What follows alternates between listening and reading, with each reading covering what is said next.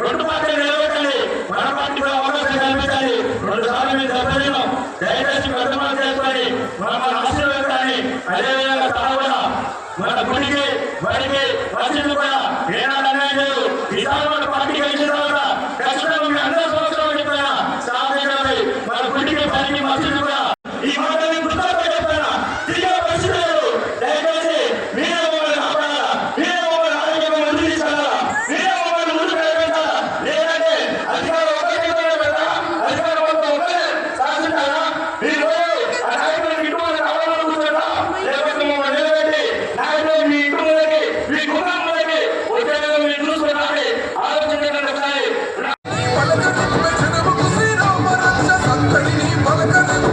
Meeting పెట్టారు. ఆ రోజున వారు నన్ను స్ట్రీట్ లైట్స్ కావాలని అడిగారు. బహుశా నాకు తెలిసి ఆ లైట్స్ అప్పుడు నేను ఇచ్చేయని అనుకుంటున్నా. దగ్గర దగ్గర ఆ రోజులో 1,75,000 పెట్టి మొత్తం అన్ని బజార్లకు లైట్లు వేయించాం. మీరు ఒకసారి ఆలోచించుకోండి, ఎవరు ఏం చెప్తారు, ఏమి చేస్తారు, చెప్పింది చేస్తారా చేయరా అని. రకరకాల మనుషులు రకరకాల ఈ రోజు నుంచి మీకు చెప్తున్నారు. ఇప్పుడు ఈ రోజు నుంచి ఏం చేశారు? మరి ఇప్పుడు ఎలక్షన్ 2 సంవత్సరాలు దాటిపోయింది. ఈ రోజు నుంచి ఏం చేశారు? మీరు మీ అందరూ కూడా గుర్తుంటుంది, గుర్తు తెచ్చుకోండి. ఈ కాలనీలో ఉన్న ప్రతి రోడ్డు మేము వేసిందే, ఈ కాలనీలో ప్రతి రోడ్లు మేము వేసిందే. అన్నిటికంటే ముఖ్యంగా మీకు మున్నేరుకు వరద వచ్చినప్పుడు అంత ముందు చాలాసార్లు వచ్చినాయి వరదలు. రాలేదా? వచ్చినాయి కదా, చాలాసార్లు వరదలు వచ్చినాయి. ఫస్ట్ ఫ్లోర్ వరకు కూడా మీకు పోయినాయి, మళ్ళీ చదువుకోవాలి, మళ్ళీ పోయినారు. కానీ నేను 22 మ్యాక్సిమం వచ్చింది ఫ్రెండ్. ప్రతి ఇల్లు తిరిగినాం, ఆల్మోస్ట్ ప్రతి రోడ్లు తిరిగినాక ఇమ్మీడియట్గా ఇట్లా కాదేది, దీనికి శాశ్వత పరిష్కారం కావాలని చెప్పని ఆ రోజు ఇమ్మీడియట్గా ముఖ్యమంత్రి గారి దగ్గరికి వెళ్ళి టోటల్గా మున్నేరు ఇక్కడి నుంచి అక్కడ వరకు రిటైనింగ్ వాళ్ళు ప్రపోజ్ చేయించి 750 కోట్లు శాంక్షన్ చేయించాం ఆ రోజున.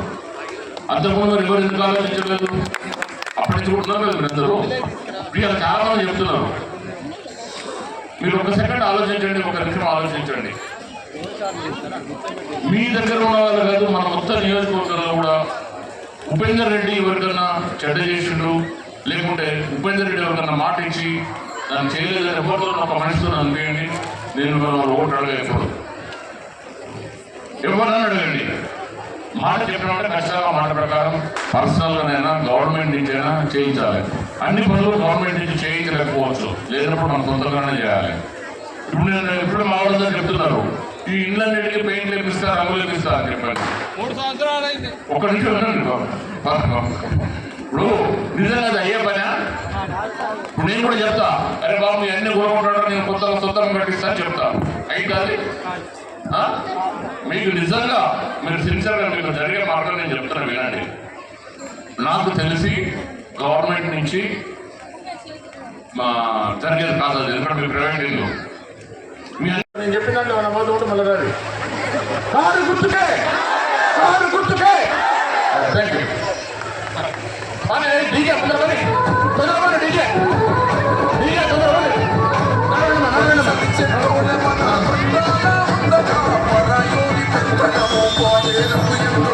నమస్కారం, నా పేరు పల్లపు సంధ్య. నేను ఏదలాపురం మున్సిపాలిటీలోని 2వ వార్డులో టీఆర్ఎస్ తరఫున పోటీ చేస్తున్నాను. తప్పకుండా మా కారు గుర్తుకు వేసి నన్ను గెలిపించండి. అలాగే మా మాజీ శాసనసభ్యులైన చెప్పినట్టు తప్పకుండా మన 32 బ్లాకులలో ఏ ఇబ్బంది ఉన్నా మేము తప్పకుండా తీరుస్తాం. అలాగే బ్లాకులలో రిపేరింగ్, పెయింటింగ్స్ తప్పకుండా వేపిస్తాం. 4th క్లాస్ ఎంప్లాయీస్లో ఏ కాలనీలో ఏ ఇబ్బంది ఉన్నా తప్పకుండా మేము సాల్వ్ చేస్తాం. మేము ఇక్కడే ఉంటున్నాం కాబట్టి తప్పకుండా ఏ ఇబ్బంది వచ్చినా దగ్గరలోనే ఉంటాం కాబట్టి ఆదుకుంటాం. తప్పకుండా కారు గుర్తుకే ఓటేసి మమ్మల్ని గెలిపించండి. అత్యధిక మెజారిటీతో నన్ను గెలిపించండి. ఏదలాపురం మున్సిపాలిటీ ఈరోజు 2వ వార్డులో కందాలు ఉపేంద్ర ప్రోగ్రాం నిర్వహించడం జరిగిందండి. ఈరోజు ఏదలాపురం మున్సిపాలిటీలో 2వ వార్డు అభ్యర్థిగా పల్లపు సంధ్య గారు నిల్చోవడం జరిగింది. పల్లపు సంధ్య గారికి సపోర్టుగా మా బీఆర్ఎస్ కుటుంబం అంతా అండగా నిలిచింది. అదేవిధంగా మీరు మా పల్లపు సంధ్య గారిని గెలిపిస్తే మా డివిజన్ ప్రజలకి, రాజు గురుకల్ప 4th క్లాస్ ఎంప్లాయీస్ కాలనీ ప్రజలకి కొన్ని హామీలు నెరవేరుస్తామండి. అదేవిధంగా పల్లపు సంధ్య ఎప్పుడు కూడా 24 గంటలు అందుబాటులో ఉంది. పల్లపు సంధ్యతో పాటు మా బీఆర్ఎస్ టీం అంతా అందుబాటులో ఉంటామండి. మీకు ఏ సమస్య వచ్చినా, ముఖ్యంగా మన కాలనీలో 2 సమస్యలు ఉన్నాయి. గురకల్పలో వచ్చేసి బ్లాకులకి మొత్తం ప్యాచ్ వర్క్ ఉందండి. మా బాస్తో కందాల గారితో మాట్లాడి రోజు హామీ తీసుకోవడం జరిగింది. 33 బ్లాకుల్లో కమిటీ వేయండి, బ్లాక్ కొంత అమౌంట్ కలెక్ట్ చేయండి, నేను పెద్ద మొత్తంలో మీకు ఒక 40-50 లక్షలు ఇచ్చేసి బ్లాక్ ప్లాచ్ వర్క్లు ప్లస్ పెయింటింగ్ వర్క్లు చేపిస్తాను మాకు హామీ ఇచ్చిండు. అదేవిధంగా 4th క్లాస్ ఎంప్లాయ్ స్కూల్లో ప్రధానంగా డ్రైనేజ్ సమస్య, రోడ్ల సమస్య ఉందండి.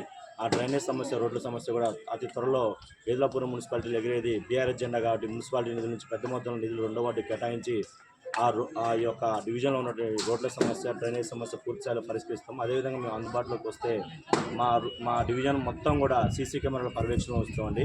అదేవిధంగా పల్లపు సంధ్య లోకల్ అభ్యర్థి, ఇక్కడ మా చదువుకున్న వ్యక్తి బీఎస్సీ డిగ్రీ చేసింది కాబట్టి ఏ సమస్య ఉన్నా ముందుండి మాట్లాడిద్ది, ప్రజలందరికీ అందుబాటులో ఉంటుంది. అదేవిధంగా స్థానికురాలు ఇక్కడ ఉండే రాజగురుకల్పలో 22వ బ్లాక్లో ఉండే వ్యక్తి కాబట్టి ఏ సమస్య ఉన్నా మీకు అడుగు దూరంలో ఉంటుంది. అర్ధరాత్రి తలుపు కొట్టినా కూడా తీసి మీ సమస్య పరిష్కారం చేస్తుంది. కాబట్టి మీరు అన్ని విషయాలు గమనించి పల్లపు సంధ్య గారి కారు గుర్తుపై ఓటు వేసి అత్యధిక మెజార్టీతో గెలిపించవలసిందిగా కోరుకుంటున్నాను. కారు గుర్తుకే పల్లపు సంధ్య గారిని